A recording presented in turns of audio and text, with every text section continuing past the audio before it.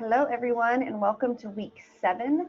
This is your quick overview of what you have due this week. So, you do have a folder of learning materials that you need to review, read, watch, all of that good stuff, okay? So if you click in here, you'll see that we're taking on gender and sexualization, okay? And so these are two minority groups that often get overlooked because they're not specific when it comes to race or ethnicity, but they absolutely exist, okay? And so there's several things you're going to be looking at this week. First, you're going to be talking about gender and socialization. So how we as a society learn about gender and come to understand it in the roles that we perform. This means what we believe to be feminine versus what we believe to be masculine. And the fact that society pushes these gender roles from pretty much the time we're born all the way through the time that we die. There is such thing as gender stereotyping, and so we're going to talk about that. So the first thing you're going to do is you're going to read. All you have to do is click on it, and it's right there for you to read. Okay. The next thing you're going to do is I have videos kind of like put in throughout after each reading because they kind of go with the reading.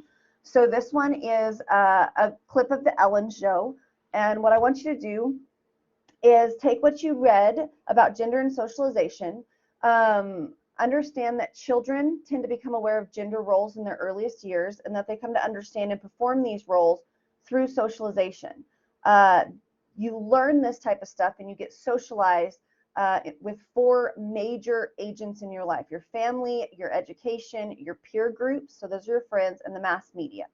So what I want you to look for in this Ellen clip is how gender stereotyping is actually utilized in the advertising, okay, which is one way you can get socialized through mass media is through advertising.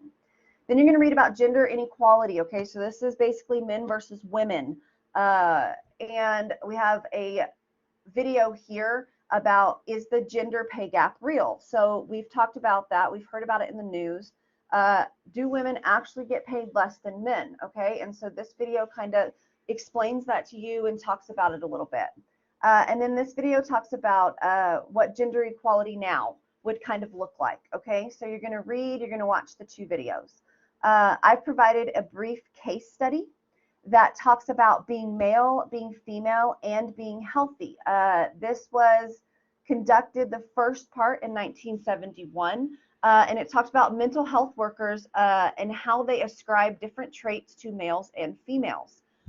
This is another way that we stereotype gender.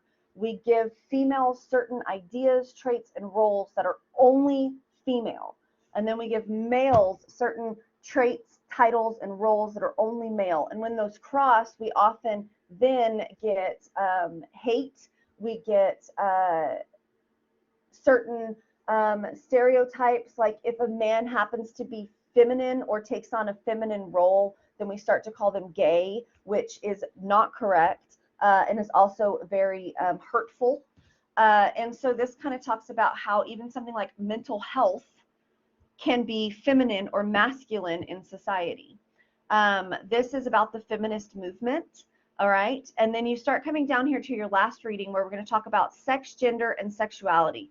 We're going to look at those 3 topics and we're going to define them because they are all different, okay? And so you're going to want to read this to get a good idea of exactly what sex is versus gender because they are different.